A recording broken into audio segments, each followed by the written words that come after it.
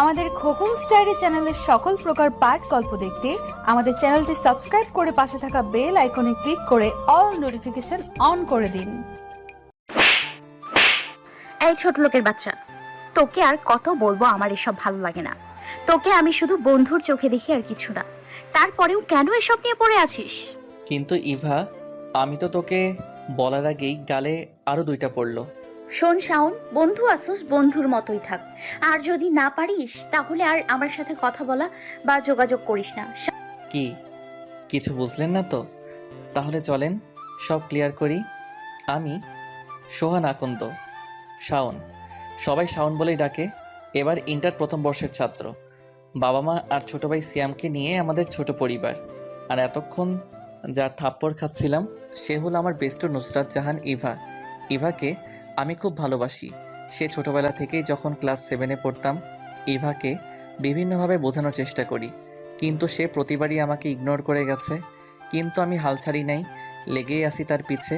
এ নিয়ে আমি তাকে 7বার প্রপোজ করছি, সে প্রতিবারই আমাকে না করে দিয়েছে। আর আজ যা হলো তা তো দেখলেনি। এখন গল্পে ফেরা যাক। ভাবছি ইভাকে আর ডিস্টার্ব করব না, বন্ধু আছি, বন্ধুই থাকবো, না হলে এই অধিকারটাও হারাবো। বাড়ি এসে রুমে শুয়ে আছি, কিছুই ভালো লাগছে না। মা এসে 2বার ডেকে গেছে দুপুরের খাওয়ার জন্য। কে রে, তোর কি কথা কানে যায় না? ডাকছি যে, নাকি তোর বাবাকে বলবো? বাবার কথা শুনে আমি তাড়াতাড়ি বিছানা হতে উঠে পড়ি। মা তুমি যাও, আমি ফ্রেশ হয়ে আসতেছি, নিচে বাবাকে বলতে হবে। এত করে ডাকলাম, উঠলে না, আর এখন বাবার কথা শুনতেই। মাকে থামিয়ে দিয়ে আমি, মা যাও তো আমি আসছি। ফ্রেশ হয়ে নিচে গিয়ে দেখি বাবা খেতে বসেছে। আমাকে দেখেই বাবা বলল, বসো। আজ এত তাড়াতাড়ি চলে আসলে যে? বাবা শরীরটা ভালো লাগছে না, তাই চলে আসলাম। তো এখন কেমন লাগছে? জি বাবা ভালো। এদিকে ইভার কাহিনী। ইভা রাতে শুয়ে ভাবছে, না আজ শাওনের সাথে একটু বেশি করে ফেলেছি, কালকে কলেজে গিয়ে সরি বলে দিব। বেচারাকে এভাবে থাপ্পড় মারাটা আমার ঠিক হয়নি। পরের দিন কলেজে যেতেই ইভার সাথে দেখা। আমি ইভাকে দেখেও না দেখার ভান করে চলে যাচ্ছিলাম, তখনই ইভা আমাকে ডাক দিল। কি বলবে বলো? Shaon, I am sorry. ছোট লোকদের সরি বলতে হয় না। আসলে শাওন, কালকে আমার মাথাটা এমনিতেই গরম ছিল, তার উপর আবার তুই এসব বলছিস, তাই কি বলতে কি বলে ফেলেছি আমি নিজেও জানি না। আপনারা ভাবছেন ইভার মাথা গরম ছিল কেন? তাহলে শুনুন।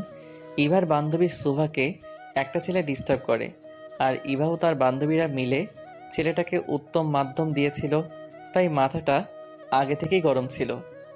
আচ্ছা বাদ দে এসব, চল ক্লাসে যাই। তুই যা, আমি আইতাছি। ইভা চলে গেল ক্লাসে। আমি হারামিগুলোরে খুঁজতেছি। খুঁজতে খুঁজতে পুকুর পাড়ে গিয়ে দেখি হারামিরা বসে আড্ডা দিচ্ছে। আমাকে দেখেই তানিম বলল, আসছে বাংলার নবাব এতক্ষণে। এতক্ষণে আসবে না? তার তো আবার ইভার সাথে ডেটিং ছিল। তোরা কি চুপ করবি নাকি আমি আবার চলে যাব? হৃদয় আমার গালে হাত দিয়ে, এখন তো থাপ্পড়ে দাগ যায়নি, আবার ইবার কাছে গেছিস? দূর বসলামই না তোদের কাছে, বলেই ক্লাসের দিকে রওনা দিলাম। হারামিগুলাও আমার সাথে সাথে ক্লাসে ঢুকলো। পিছনের বেঞ্চে বসে আড্ডা দিচ্ছি। কিছুক্ষণ পর স্যার আসলো। সবগুলো ক্লাস করে বাড়ির দিকে রওনা দিলাম। কলেজ থেকে আমাদের বাড়ি বেশি দূর না, মাত্র 10 মিনিটের পথ, তাই পায়ে হেঁটেই বাড়ির দিকে রওনা দিলাম। কিছুক্ষণ পর পিছন থেকে কে জানি ডাক দিল, এই শাওন দাঁড়া। পিছনে তাকিয়ে দেখি ইভা একটা রিকশায় বসা। ওঠ রিকশায়। না আমি হেঁটে যেতে পারবো। বললাম না উঠতে। ইভার রাগী চোখ দেখে আমি আর কিছু না বলে রিকশায় উঠে বসি। তুই কি আমার সাথে এখনো রাগ করে আছিস? মনে মনে ভাবছি মেয়েরা পারে বটে, এখন রাগ আবার এখনই ঠান্ডা। কি ভাবছিস এত কখন থেকে? কিছু না তো। হয়েছে, আর বলতে হবে না, নাম, এখন তোর বাড়ি এসে গেছি। আমি আর কিছু না বলে বাসায় এসে পড়ি। মেয়েটা কে ছিল রে? রাগী গলায় বলল মা। কোন মেয়ের কথা বলছো তুমি? ন্যাকামি করিস না, এতক্ষণ যার সাথে রিক্সায় ঘুরে বেড়ালি। ও তো ইভা। ও ইভা না হয়ে অন্য কেউ হলে আমার খবর করে ছাড়তো। ইভাকে মা চিনে, তাই কিছু বলেনি। মা খিদা লাগছে, খাবার দাও। তুই ফ্রেশ হয়ে আয়, আমি খাবার বাড়ছি। আমি ফ্রেশ হয়ে খেয়ে নিলাম, তারপর বিছানায় শুয়ে দিলাম একটা ঘুম। বিকালবেলা তানিমের কলে ঘুম ভাঙলো। কল ধরতেই, এই হারামি কখন থেকে কল করে যাচ্ছি, তোর ধরার নামই নেই। তাড়াতাড়ি শিমুলতলি আয়, সবাই বসে আড্ডা দিচ্ছি। তুই 5 মিনিট অপেক্ষা কর, আমি 10 মিনিট আইতাছি। তারপর ফ্রেশ হয়ে শিমুলতলি গেলাম, বন্ধুদের সাথে আড্ডা দিয়ে রাতে বাড়ি ফিরলাম। এভাবে চলছিল দিনকাল। দেখতে দেখতে 2টা বছর চলে গেল। এইচএসসি পরীক্ষা চলে এলো, ভালোভাবে পরীক্ষাও দেই। আল্লাহর রহমতে ভালো রেজাল্টও করি। শুধু আমি না, ইভাও ভালো রেজাল্ট করেছে।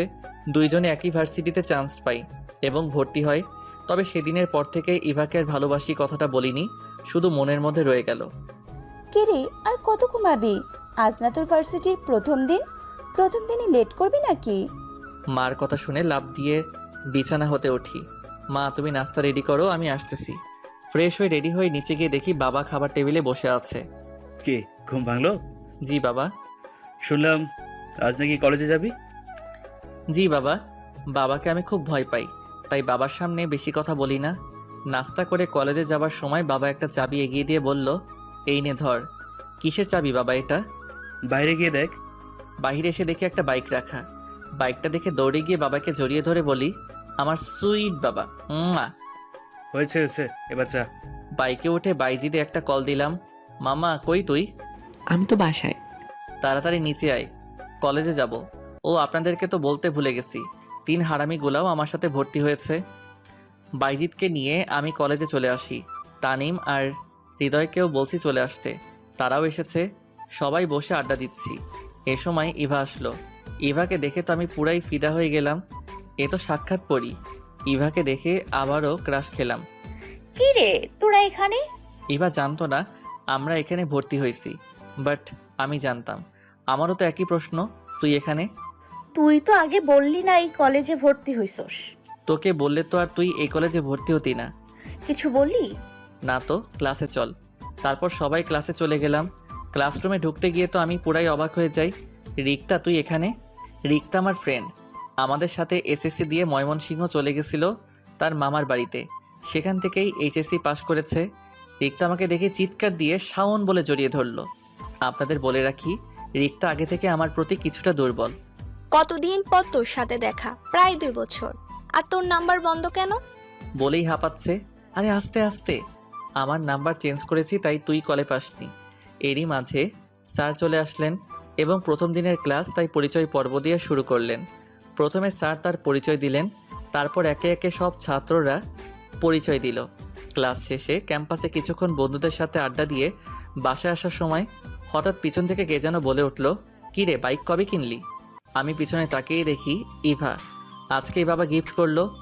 তো আমাকে কি লিফট দিবি না? আমি কি তোকে না করেছি? ওঠ। ইভার বাসায় নামিয়ে দিয়ে আমি বাসায় চলে আসি। তারপর থেকে প্রায়ই আমি ইভাকে ড্রপ করে বাড়ি দিয়ে আসতাম। কলেজ, বাড়ি আর আড্ডা এভাবে কেটে যায় আর 3টা মাস। সকালবেলা ফোনের রিংটনে ঘুম ভাঙলো। রিসিভ করতেই, হারামি, তোর না 9টার ক্যাম্পাসে থাকার কথা? সরি, এখন কয়টা বাজে? কয়টা বাজে মানে? 9:30 বাজে। হৃদয়ের কথাটা শুনেই আমার ঘুম চলে গেল। ফ্রেশ হয়ে নাস্তা না করে ক্যাম্পাসে চলে আসি। এসে দেখি সব ব্যবস্থা করাই আছে। আসলে আজকে হৃদয় ইভার বান্ধবী শুভাকে প্রপোজ করবে, তাই এত কিছু। হৃদয় এবং শুভা দুইজনকে মনে হয় ভালোবাসে, কিন্তু এই ডাইনির জন্য কিচ্ছু করতে পারে না। এই পর্যন্ত যে ছেলেই শুভাকে প্রপোজ করেছে সেই ইভার হাতে কেলানি খেয়েছে, আর তাই বেচারা হৃদয় ভিতরে ভিতরে পুড়ে মরছে। তাই গতকালকে আমি বলেছিলাম ইভার ব্যাপারটা আমি দেখব, তাই আজকে এই আয়োজন। এই দেখ, ইভা আর শুভা গেট দিয়ে ঢুকছে। আচ্ছা, ইভাকে আমি দেখছি আর শুভাকে এখানে পাঠিয়ে দিচ্ছি বলেই ইভার কাছে আসলাম। ইভা চল, ফুচকা খাওয়াবো। সত্যি তুই ফুচকা খাওয়াবি? জি মহারানী, এবার চলেন। এই শুভা তুই চল। না শুভা থাক, শুভা তোমাকে হৃদয় ডাকছে। শুভা বুঝতে পেরে হারামিদের কাছে চলে গেল। এই তুই শুভাকে ভাগিয়ে দিলি কেন? আসলে আমার কাছে বেশি টাকা নাই, তাই তোর যদি শর্ট পড়ে ফুচকা, তাই তাকে পাঠিয়ে দিয়েছি। ডাহা মিথ্যা কথা। ইভা যাতে বুঝতে না পারে তাই এটা বললাম। ইভাকে নিয়ে আমি ক্যান্টিনে চলে আসছি। ইভা ইচ্ছা মতো ফুচকা খেলো। এদিকে শুভা হৃদয়ের কাছে আসলো। শুভ, তোমার চোখ বন্ধ করো তো। কেন? আরে করতে বসে করেই দেখ না। শুভা চোখ বন্ধ করলে হৃদয় হাঁটু গেড়ে বসে গোলাপ ফুলটা শুভার সামনে ধরে। I love you Shubho, do you love me? Shubha চোখ খুলে তো অবাক। ক্যাম্পাসে সবার সামনে এভাবে প্রপোজ করায় কি বলবে বুঝে উঠতে না পেরে আই লাভ ইউ টু। সবাই হাততালি দিয়ে উঠল। আমি আর ইভা এসে দেখি সবাই ক্লাসে চলে গেল। তাই ইভা বলে উঠল, শাওন চল, আজকে তোর বাইকে ঘুরি। আমি কিছু একটা ভেবে বললাম চল। কিছুক্ষণ ঘোরাঘুরি করে দুপুরে বাসায় চলে আসি। ফ্রেশ হয়ে দুপুরের খাবার খাই। হাতে কোনো কাজ না থাকায় বেলকনিতে বসে গল্প লিখতে শুরু করি। আর গল্প লিখতে বসলেই কেন জানি না ইভার কথা মনে পড়ে। পড়বেই বা না কেন, আমার গল্প তো শুধু ইভাকে ঘিরে। ইভার কথা মনে পড়তেই ইভাকে একটা কল দিলাম, ধরলো না। কি ব্যাপার, ইভা কল ধরলো না কেন? আবার দিলাম, ধরলো না। 10 বারের মাথায় কল ধরলো। ইভা কল ধরছিলে না কেন? তুমি ঠিক আছো? একটা কাজ করছিলাম। ইভা, তোর কণ্ঠ এমন লাগছে কেন? সত্যি করে বল, তুই ঠিক আছিস? আচ্ছা পরে কথা বলি, আমার ভালো লাগছে না। এবার কথা শুনে বুঝলাম কোনো একটা গন্ডগোল আছে, কিন্তু কি? আমাকে যে করেই হোক জানতে হবে। বেলকনিতে বসে থাকতে আর ভালো লাগছে না, তাই বাসার বাইরে চলে গেলাম আমি।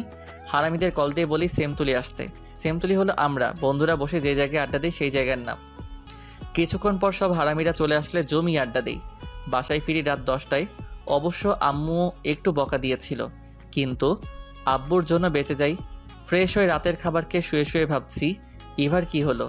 ইভার কথা শুনে মনে হলো ইভা কিছু একটা নিয়ে টেনশনে আছে। না, এসব ভেবে এখন আরামের ঘুমটা হারাম করব না। কালকেই ইভার কাছ থেকে সব জেনে নেব।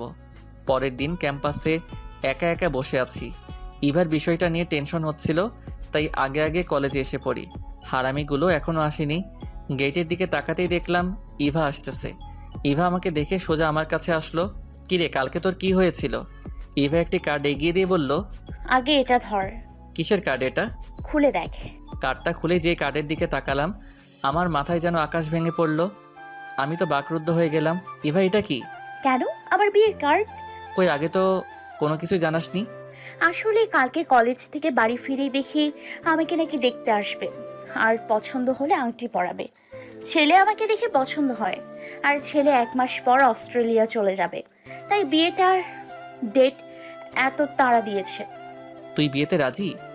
আসলে প্রথমে একটু রাগ হয়েছিল, এত তাড়াতাড়ি বিয়ে। তারপর ভাবলাম বিয়ে তো একদিন করতেই হবে, তাই রাজি হয়ে যাই। আচ্ছা তুই থাক, আমি যাই, সবাইকে কার্ড দিতে হবে। ইভা চলে গেল, আর আমি বসে বসে চোখের জল ফেলছি আর ভাবছি তুই একটাবারও আমার কথা চিন্তা করলি না। তোকে ছাড়া আমি কি করে থাকবো? আমি তো তোকে ছাড়া এক মুহূর্ত কল্পনাও করতে পারি না। হে আল্লাহ, তুমি আমাকে এ কোন পরীক্ষায় ফেললে? ইভা চলে গেল, আর আমি বসে বসে চোখের জল ফেলছি। ইভা, তুই একটিবারও আমার কথা ভাবলি না? আমি যে তোকে ছাড়া অচল। আমি যদি তোকে না পাই তাহলে তো আমার জীবন অপূর্ণ থেকে যাবে। এসব কথা ভাবছি আর চোখের জল ফেলছি। কিছুক্ষণ পর বন্ধুরা এসে দেখে আমি কাঁদতেছি। কিরে, কি হয়েছে? কাঁদছিস কেন? কিরে বল, কি হয়েছে? কে কি বলছে? ইভার বিয়ে। মুহূর্তের মধ্যে সবার মুখ কালো হয়ে গেল। কি বলিস? কবে বিয়ে? 1 সপ্তাহ পর? তুই যে ইভাকে ভালোবাসিস এ কথা ইভাকে বলিসনি? না রে, এঙ্গেজমেন্ট হয়ে গেছে। 1 সপ্তাহ পর বিয়ে। কি করে এখন এসব বলি? বাসায় এসে রুমে শুয়ে কাঁদতে কাঁদতে কখন যে ঘুমিয়ে গেছি মনে নেই। বিকালে বন্ধুরা শিমুলতলি যাবার জন্য বলেছিল, আড্ডা দিবার জন্য, কিন্তু আমি যাইনি। দেখতে দেখতে কেটে গেল আরও 3টা দিন। আমি এই 3 দিন কলেজে যাইনি, ঠিকমতো খাওয়া দাওয়াও করিনি, একেবারে ভেঙে পড়ি। আজ বন্ধুরা সবাই এসেছে আমায় দেখতে। কিরে, তুই কলেজে যাস না কেন? আমি আরে মেয়ে একটা গেলে 10টা পাবি। আমি ইভাকে ভুলতে পারবো না রে।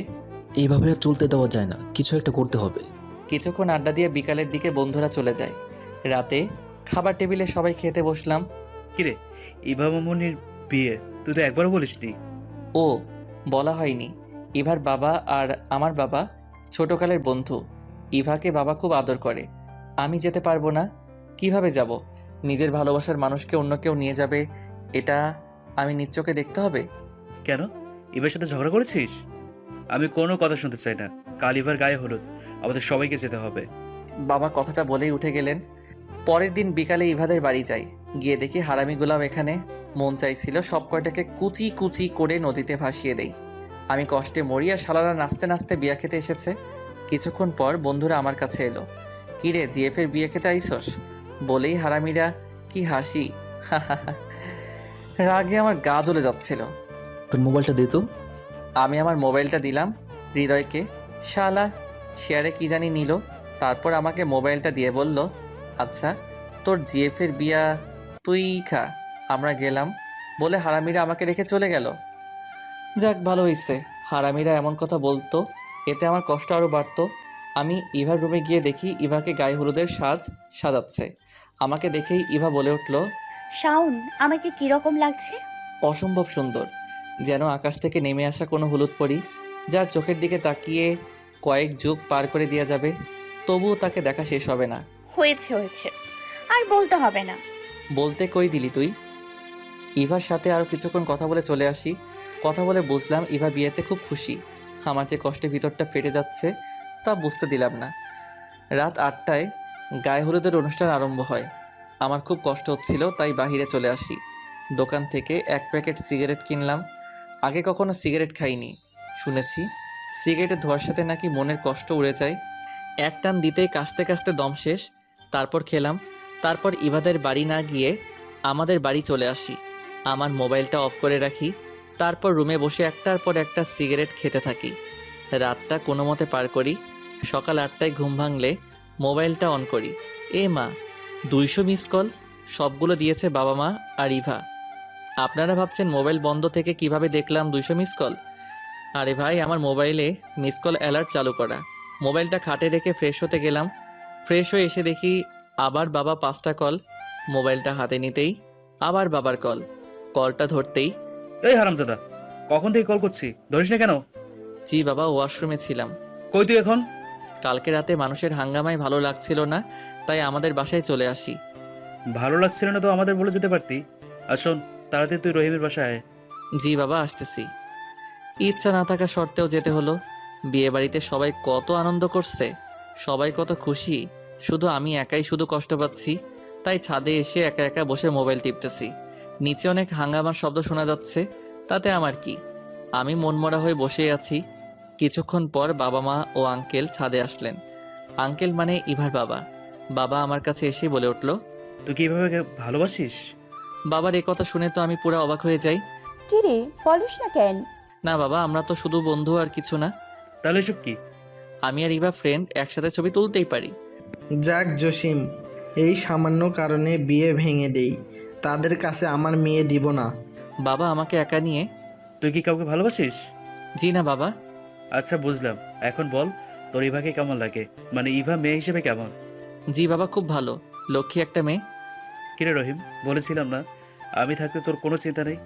বাবা আঙ্কেলের কাছে এসে বলল। বাবা আমার হাতটা ধরে একটা রুমে নিয়ে গেল এবং একটা প্যাকেট দিয়ে বলল, এটা পরে নিচে আয়। বাবা কি হচ্ছে এসব? আমি তো কিছুই বুঝলাম না। বাবা আমার হাতটা ধরে বলল, ইভার বিয়েটা ভেঙে গেছে, তারা কিছুক্ষণ আগে ফোন করে না করে দিয়েছে। ইভা মামুনির সাথে তোর বিয়ে হবে এখন। আমি রহিমকে কথা দিয়ে ফেলেছি, তুই না করিস না বাবা। বাবার কথা শুনে আমি হাসবো না কাঁদবো কিছুই বুঝতেছি না। সব কিছু যেন আমার মাথার উপর দিয়ে গেল। আমি বললাম, বাবা ইভা কি রাজি হবে? রহিমই বলেছে ইভাকে রাজি করাবে। ঠিক আছে। এরই মধ্যে হারামিরা চলে এসেছে। তোমরা শাওনকে নিয়ে নিচে আসো, আমি যাই। কিরে, কেমন দিলাম? মানে বিয়েটা তোরা ভাঙাইছস? আগে হ্যাঁ। বন্ধু বল না, এত বড় কাজ কিভাবে করলি? শোন, তোর কাছ থেকে কালকে মোবাইল নিয়েছিলাম, মনে আছে? তোর মোবাইল থেকে তোর আর ইভার কিছু ক্লোজ ছবি নিয়েছিলাম, আর এই ছবি ইভার হবু বরকে দেখিয়েছি। ব্যাস, কাজ হয়ে গেছে। তোরা এটা না করলেও পারতি। কি বললি? ঠিক আছে, জামাইকে ফোন করে আসতে বলি। আরে না, আমি তো মজা করছিলাম। কি বললি? আচ্ছা, জামাইকে ফোন করে সব বলে দে। আরে থাক, এখন আর তোদের কষ্ট করতে হবে না। তবে রে হারামি, বলেই বন্ধুরা আমাকে মারতে শুরু করলো। বর সেজে নিচে গেলাম বন্ধুদের সাথে। কাজী কবুল বলতে বললে সাথে সাথে কবুল বলে ফেলি। যাক, এবার আর চিন্তা নাই। বিয়ার কাজ শেষ হলেই ইভাকে আঙ্কেল গাড়ি পর্যন্ত নিয়ে এসে আমার হাতে তুলে দিলেন। তখন আমার কি যে ভালো লাগছিল তা আপনাদের বলে বোঝাতে পারবো না। গাড়িতে বসে ভাবছি, কি কপাল আমার, গেলাম বিয়া খেতে আর আসলাম বউ নিয়ে। এসব ভাবছি আর মনে মনে হাসি। বাসায় এসে মা ইভাকে বরণ করে নিল। হারামিরাও আছে আমার বাসায়। 2000 টাকা দিত। আমার কাছে তো টাকা নাই। আচ্ছা, লাগবো না। হৃদয়, তুই শাওনকে নিয়ে ছাদে যা, আমি না বলা পর্যন্ত রুমে আসবে না। আমি আর হৃদয় ছাদে বসে আড্ডা দিচ্ছি। কিছুক্ষণ পর বাইজিৎ আর তানিম এলো। চল, ভাবি তোর জন্য বসে আছে। তারপর হারামিরা আমার রুমের সামনে নিয়ে আসে। শোন, বিড়াল কিন্তু ভালো করে মারিস। তুই না পারলে আমাকে বলিস। ভাগ শালারা। রুমে এসে দরজাটা লাগিয়ে দিয়ে ইভার দিকে তাকাতেই দেখি ইয়া বড় একটা ঘোমটা দিয়ে বসে আছে। ঘোমটার জন্য ইভার মুখটা দেখা যাচ্ছে না। 1 পা 2 পা করে এগোচ্ছি, বুকটা ধুকধুক করতেছে। শুনেছি বাসর ঘরে বউ নাকি স্বামীর পায়ে সালাম করে। কই, ইভা তো এলো না সালাম করতে। কি করব কিছুই বুঝতেছি না। নিজের উপর রাগ হচ্ছে। কেন যে আগে 2-3টা বিয়ে করে বাসর ঘরের অভিজ্ঞতা অর্জন করিনি। খাটের এক কোণে গিয়ে বসলাম। আমাকে দেখেই ইভা ঘোমটাটা সরিয়ে বলল, শোন, আমি তোকে স্বামী হিসেবে মানতে পারবো না, সো আমার কাছে আসার চেষ্টা করবি না। ইভার কথা শুনে আমি বাকরুদ্ধ হয়ে যাই। কি বলবো কিছুই বুঝতেছি না। ইভা আমার দিকে একটা বালিশ ছুঁড়ে মেরে বলল, তুই সোফায় ঘুমা আর আমি খাটে ঘুমাবো। সোফায় তো আমি ঘুমাতে পারি না। তো আমি কি করব? ঘুমোতে না পারলে জেগে থাক। যা তো এখান থেকে, আমি ঘুমাবো। কি আর করব, মনে একরাশ কষ্ট নিয়ে সোফায় শুয়ে পড়লাম। বাসর ঘর নিয়ে জীবনে কত স্বপ্ন দেখেছি, শেষ পর্যন্ত কিনা আমাকে সোফায় ঘুমাতে হলো। ভাবতেই চোখে জল চলে এলো। সকালবেলা ঘুম ভাঙতেই চোখ খুলে দেখি বউ আমার গোসল করে এসে আয়নার সামনে বসে মাথার চুল আঁচড়াচ্ছে। প্রতিদিন সকালে ঘুম ভাঙতেই ইভাকে দেখতে পারবো ভাবতেই ভালো লাগে। এভাবে চেয়ে আছিস কেন? আমার বউকে দেখছি। শোয়া থেকে উঠে ফ্রেশ হয়ে ইভাকে নিয়ে নিচে গেলাম। আমাদের দেখে সবাই হা হয়ে তাকিয়ে আছে, যেন আমরা ভিন্ন গ্রহের এলিয়েন। আমাদের আর কোনো দিন দেখেনি। বাহ, তোদের তো খুব মানিয়েছে। দেখতে হবে না কার ছেলে আর ছেলের বউ? ছেলে কি তোমার একার নাকি? আরে তোমরা ঝগড়া থামাবা, আমি তোমাদের দুইজনেরই ছেলে। এখন খেতে দাও। মা, আপনিও বসে পড়েন, আমি বেড়ে দিই। আচ্ছা ঠিক আছে, তুমিও বসে পড়ো। খাওয়াতে বসে ইভা কি সুন্দর ব্যবহার, বলে কি মেয়ে, এটা দিব তোমাকে, এটা একটু নাও। সবার সামনে কি সুন্দর করে কথা বলে। আমি তো শুনে পুরাই শখ। বিকালে বন্ধুদের সাথে আড্ডা দিতে গেলাম। কিরে, বাসরাত কেমন কাটলো? বিড়াল কি মারছিলি? আরে দূর, রাতে কিছুই হয়নি। তারপর বন্ধুদের সবটা বললাম। আমার কথা শুনে বন্ধুদের কি হাসি। আহারে বেচারা, বাসর ঘরে সোফায় থাকতে হলো। বন্ধুদের সাথে আড্ডা দিতে দিতে রাত 10টায় বাসায় ফিরি। কিরে, এত রাত করে বাসায় ফিরলি ঘরে বউ রেখে? তোর কি বুদ্ধি শুদ্ধি এখনই কখনই হবে না? বৌমা কখন থেকে না খেয়ে বসে আছে। বাবার কথা শুনে তো আমি পুরাই অবাক হয়ে যাই, যে আমাকে দেখতেই পারে না সে কিনা আমার জন্য না খেয়ে বসে আছে। কথাটা শুনে মনে মনে খুশি হলাম। ফ্রেশ হয়ে আমি আর ইভা খেতে বসলাম। তুমি আমার জন্য না খেয়ে অপেক্ষা করছিলে কেন? খেয়ে নিতেই পারতে। বাবা মা যাতে না বোঝে তাই খাইনি। আর তুই আমি তুই করে বলতেছিস কেন? বারে, নিজের বিয়ে করা বউকে কি তুই করে বলবো? এই তোকে না না করেছি আমাকে বউ বলতে? তোর এসব আদিক খেতে আমার ভালো লাগে না। এবার কথাটা শুনে খাবার টেবিলে আর বসে থাকতে মন চায়নি, তাই উঠে রুমে চলে আসি। সোফায় শুয়ে শুয়ে ভাবতেছি, ইভা কি আমাকে কখনো মেনে নেবে না? তাহলে আমাকে বিয়েটা করেছিল কেন? কিছুক্ষণ পর ইভা রুমে এসে শুয়ে পড়ল। সকালবেলা খুব ভোরেই আমার ঘুম ভাঙলো। ইভা এখনো ঘুমাচ্ছে। ঘুমালে মেয়েটা কীরকম বাচ্চা বাচ্চা লাগে। ইভাকে দেখে নিজেকে আর আটকে রাখতে পারলাম না। আস্তে আস্তে ইভার কাছে গিয়ে বসে ইভাকে দেখতে লাগলাম। আমি কেমন জানি একটা ঘোরের মধ্যে হারিয়ে যাচ্ছি। এত কাছে কখনো আসিনি ইভার। নিজের অজান্তে একটা ভালোবাসার পরশ এঁকে দিলাম ইভার কপালে। হঠাৎ মনে হলো ইভা আমাকে এবার এত কাছে দেখলে আস্ত রাখবে না, তাই উঠে পড়লাম। ফ্রেশ হয়ে একটু বাইরে গেলাম হাঁটাহাঁটি করতে। 8টায় বাসায় ফিরি। কিরে, এত সকাল সকাল কই গেছিলি? এই তো একটু হাঁটাহাঁটি করতে। খেতে দাও তো, খিদা লাগছে। ফ্রেশ হয়ে আয়। তারপর ফ্রেশ হয়ে এসে একসাথে সবাই খেতে বসেছি। মা, আমি আজ কলেজে যাব। ইভাও কি যাবে? মা, আমিও যাব। ঠিক আছে, শাওনের সাথে যাস। শোন, বৌমাকে সাথে করে নিয়ে যাবি, আবার সাথে করে নিয়ে আসবে। ঠিক আছে মা। আমি কলেজে যাওয়ার জন্য রেডি হয়ে নিচে দাঁড়িয়ে আছি। ম্যাডামের এখন আসার কোনো নামগন্ধই নাই। কিছুক্ষণ পর সিঁড়ির দিকে তাকিয়ে হা হয়ে যাই। আমি কাকে দেখছি? ইভা একটা কালো শাড়ি পরেছে। এর আগে কোনো দিন মেয়েটাকে শাড়ি পরতে দেখিনি। এত সুন্দর লাগছিল তা বলে বোঝাতে পারবো না। তাই হা করে তাকিয়ে ইভাকে দেখছি। ইভা যে কখন আমার কাছে চলে আসে বুঝতেই পারিনি। মুখ বন্ধ কর, নইলে মুখে মশা ঢুকবে। এবার কথাটা শুনে আমি কিছুটা লজ্জা পেয়ে বললাম, চলো দেরি হয়ে যাচ্ছে। বাইকে করে 2জন কলেজে গেলাম। গিয়ে দেখি হারামিরাও এসেছে। সবাই বসে আড্ডা দিচ্ছি। এরই মাঝে রিক্তা আসলো। এতদিন কলেজে আসো নাই কেন? এমনিতেই কাজ ছিল বাড়িতে। ও, এখন কাজ শেষ হয়েছে? তারপর সবাই বসে কিছুক্ষণ আড্ডা দিয়ে ক্লাসে চলে আসি। ক্লাসে এসে দেখি ইভা ক্লাসে নেই। কিছুক্ষণ পর স্যার ক্লাসে আসে। এখনও ইভার আসার নাম নেই। ক্লাস শেষে বাইরে গিয়ে ইভাকে খুঁজতে লাগলাম। খুঁজতে খুঁজতে ক্যান্টিনে গিয়ে দেখি ইভা একটি ছেলের সাথে হাসাহাসি করে কথা বলছে। দেখে আমার খুব রাগ হচ্ছিল, কিন্তু এখানে কিছু বলা যাবে না। যা বলার বাড়িতে গিয়েই বলবো। তাই রাগে সেখান থেকে চলে আসি। কলেজ শেষে ইভার জন্য দাঁড়িয়ে আছি। ইভা এখনো আসার নাম নাই। প্রায় 20 মিনিট পর সেই ছেলেটির সাথে ইভা আসলো। ছেলেটিকে বিদায় দিয়ে আমার কাছে আসলো। চল, আমি আর কিছু না বলে রাগে বাইকটা স্টার্ট দিয়ে বাসায় চলে আসছি। রুমে এসে ইভাকে বলি, ছেলেটিকে আর তার সাথে তোমার এত কিসের কথা? ছেলেটি যেই হোক, তোকে বলতে যাব কেন? বলতে হবে আমাকে, কারণ আমি তোমার স্বামী। স্বামী? My foot. তোকে আমি স্বামী হিসেবে মানি না। আর শোন, তোকে আমি 6 মাস পর ডিভোর্স দিব। সো আমার ব্যাপারে তুই নাক গলাতে আসবি না। ইভার মুখে ডিভোর্সের কথাটা শুনে আমার মাথায় যেন আকাশ ভেঙে পড়ল। আমি আর কিছু না বলে রুম থেকে বেরিয়ে পড়ি। ছাদে গিয়ে সিগারেট ধরালাম। আমি সিগারেট খেতাম না, এখন ইভার অবহেলায় সিগারেটই আমার একমাত্র সঙ্গী। এভাবে কেটে যায় 1 মাস। ইভা এখন আমার সাথে আগের মতো করে কথা বলে না। আমি কথা বলার বহু চেষ্টা করি, কিন্তু ইভা শুধু হ্যাঁ বা না উত্তর দেয়, তাই আমিও বেশি কিছু বলি না। সকালে ফ্রেশ হয়ে নাস্তা করে ইভাকে নিয়ে কলেজে গেলাম। ক্যাম্পাসে গিয়ে দেখি বন্ধুরা সবাই বসে আছে, কিন্তু সবার মন খারাপ। কিরে তোরা সবাই মুখটা এমন বাংলার পেঁচার মতো করে রাখছিস কেন? মিমের বিয়ে ঠিক হয়ে গেছে। কি বলিস, কবে? জানি না, তবে কিছুক্ষণ আগে মিম কল করে বলল সামনে রবিবার। আজকে সোমবার, তার মানে আর 5 দিন সময় বাকি আছে। চল সবাই। কই যাবি? কই যাব মানে? তোর খালা বাড়ি। সবাই এখন যার যার বাড়ি গিয়ে রেডি হয়ে নে, তারপর সবাই উঠে পড়ি। আমি ইভাকে খুঁজতে থাকি, কারণ ইভাকে বলে যেতে হবে। ইভাকে গিয়ে দেখি বান্ধবীদের সাথে বসে আড্ডা দিচ্ছে। আমি ইভাকে ডাক দিলাম, ইভা একটু এদিকে আসো। কি বলবি এখানে বল। শোনো, আমি এখন বাড়ি চলে যাব, তুমি কি আমার সাথে যাবে? এখন চলে যাবে কেন? ক্লাস করবে না? না, আমি এক জায়গায় যাব 5-6 দিনের জন্য। আচ্ছা তুই তাহলে যা, আমি ক্লাস করে বাসায় চলে আসব। আমি মন খারাপ করে চলে আসলাম। ভাবছিলাম 5-6 দিনের জন্য যাব, ইভা কিছু বলবে, কই যাব, কেন যাব, এসব। আচ্ছা সাবধানে যেও, এটুকু তো বলতে পারতো। বাড়ি গিয়ে মাকে বলে রেডি হয়ে সবাই বেরিয়ে পড়লাম মিমের বাড়ি কিশোরগঞ্জের উদ্দেশ্যে।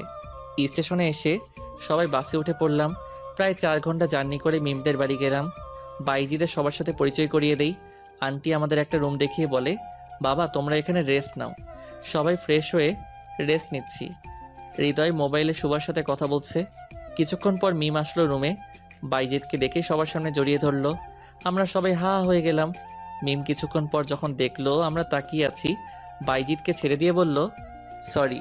সমস্যা নাই, আপনারা কন্টিনিউ করতে পারেন বলেই আমরা রুম হতে বেরিয়ে পড়ি। রাতে খাবার খেয়ে সবাই রুমে আসি। বাইজিৎ, আমার মিমের সাথে কিছু কথা আছে, চলো মিমের রুমে। তারপর আমি আর বাইজিৎ মিমের রুমে চলে যাই। মিম, আমি তো কিছুই বুঝলাম না, আপনি বাইজিৎকে ভালোবাসেন, তাহলে বিয়েতে রাজি হলেন কেন?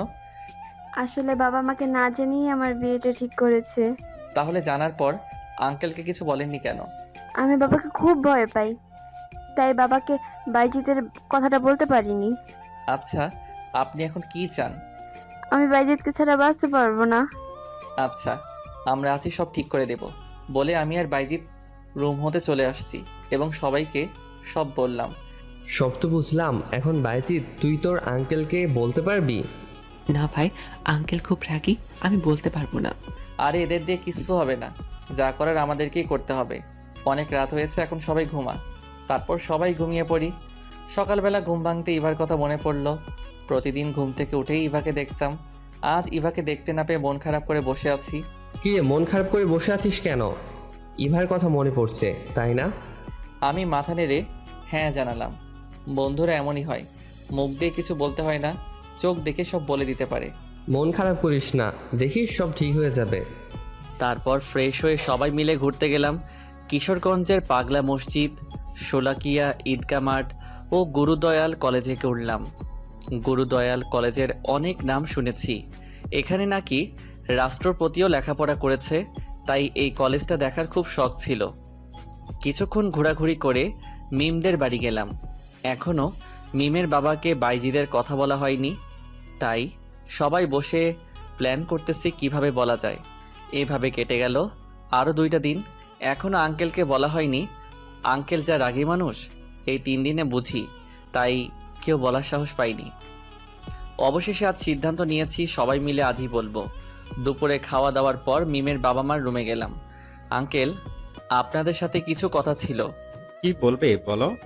আঙ্কেল, আমার মনে হয় মিম এই বিয়েতে খুশি না। কি বলছো এসব? আঙ্কেল, আপনি একবার কি মিমকে জিজ্ঞেস করেছেন? মিমেরও তো পছন্দ অপছন্দ থাকতে পারে। কি বলতে চাও তুমি, স্পষ্ট করে বলো। জি আঙ্কেল, মিম আর বাইজিৎ দুইজনকে ভালোবাসে। আঙ্কেল। বাস, মিম? রাগে মিমকে ডাক দিলেন। জি বাবা। আমি যা শুনেছি তা কি সত্য? মিম ভয়ে শুধু মাথা নাড়িয়ে হ্যাঁ জানালো। তোমরা সবাই এখন যাও। আমরা রুমে চলে আসি। আঙ্কেল কি বললো রে? জানি না, তোকে খুব রেগে গেছে। কিছুক্ষণ পর আঙ্কেল বাইজিৎকে তার রুমে ডাকলেন। বেচারার মুখটা ভয়ে দেখার মতো ছিল। বাইজিৎ আঙ্কেলের রুমে গেলে কি বলবো জানি না, তবে বাইজিৎ আর মিমকে রুম থেকে দেখছি হাসি মুখে বের হতে। কি রে আঙ্কেল, কি বলবো? আঙ্কেল আমাদেরকে মেনে নিয়েছে, আমাকে জড়িয়ে ধরে। সত্য? আমাকে ডেকে নিয়ে প্রথমে খুব বকাঝকা করলো, আগে কেন বলিনি তার জন্য। তারপর আঙ্কেল বলল আর 2 দিন পর বিয়ে, এখন আর সম্ভব না।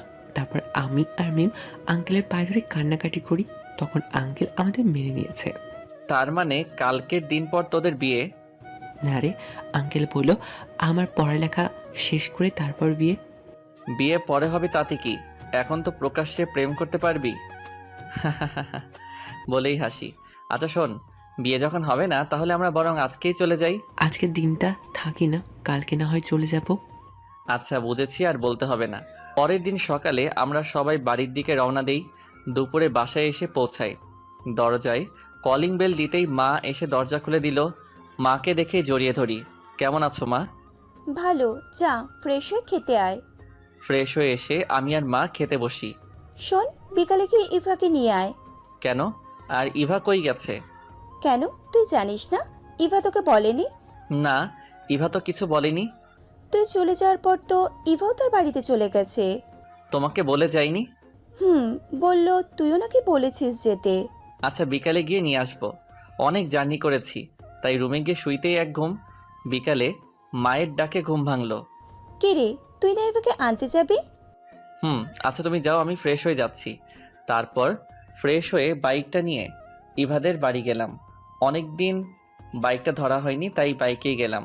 কলিং বেল বাজাতেই শাশুড়ি আম্মা দরজা খুলে দিলেন। আমি শাশুড়ি আম্মাকে সালাম করলাম। তারপর শাশুড়ি আম্মার সাথে কিছুক্ষণ কথা বলে ইভার রুমে গেলাম। গিয়ে দেখি ইভা শুয়ে আছে, তাই ইভার পাশে গিয়ে বসলাম। এই কয়দিন ইভাকে দেখতে পারিনি, তাই মন ভরে দেখতে লাগলাম। হঠাৎ কারো শব্দে আমার ধ্যান ভাঙলো। তুই কখন এলি? এই তো কিছুক্ষণ হলো। রেডি হয়ে নাও, মা পাঠিয়েছে তোমাকে নিয়ে যেতে। তুই নিচে যা, আমি রেডি হয়ে আসছি। আমি নিচে গিয়ে শাশুড়ি আম্মার সাথে বসে কথা বলতেছি। কিছুক্ষণ পর ইভা আসলো। আমি ইভাকে নিয়ে বাইকে করে বাসায় চলে আসি। পরের দিন ইভাকে নিয়ে কলেজে যাই। আমার সাথে বাইকে ইভাকে দেখে রিক্তা বলল, মেয়েটা কে ছিল শাওন? তারপর রিক্তাকে ইভার কথা সব বলে কেঁদেই দিলাম। এই ব্যাপার? আচ্ছা শোন, আমার কাছে একটা বুদ্ধি আছে, এটা কাজে লাগাতে পারলে এবার তোর জন্য পাগল হয়ে যাবে। কি করতে হবে বল, ইভার জন্য আমি সব করতে পারবো। তাহলে শোন। এতে যদি হিতে বিপরীত হয় আর আমাকে ভুল বুঝে? আরে পরে তুই তাকে বলে দিবি, আর আমি তো আছি। আচ্ছা ঠিক আছে। তারপর কিছুক্ষণ আড্ডা দিয়ে ক্লাসে গেলাম। সব ক্লাস শেষ করে বাসায় চলে আসলাম। বিকালে শ্যামলতলি গেলাম বন্ধুদের সাথে আড্ডা দিতে। তাদের বললাম আমার আর রিক্তার প্রেমটা, তারাও সম্মতি দিল। কিছুক্ষণ বন্ধুদের সাথে আড্ডা দিয়ে বাসায় চলে আসি। রাতে খাবার খেয়ে রুমে আসি। ইভাও আসে। ইভা শোন, 6 মাস পর তো আমাদের ডিভোর্স হয়ে যাবে, তাই না? কিন্তু হঠাৎ এই কথা কেন? না মানে এমনি। আচ্ছা শোন, তাহলে আমাদের যে বিয়ে হয়েছে এটা কলেজের কাউকে আর বলিস না। তুই তোর বান্ধবীদেরও না করিস কাউকে বলতে, আর আমিও আমার বন্ধুদের বলবো। আচ্ছা ঠিক আছে। সকালে কলেজে যাওয়ার সময় ইভা আমার বাইকে উঠবে।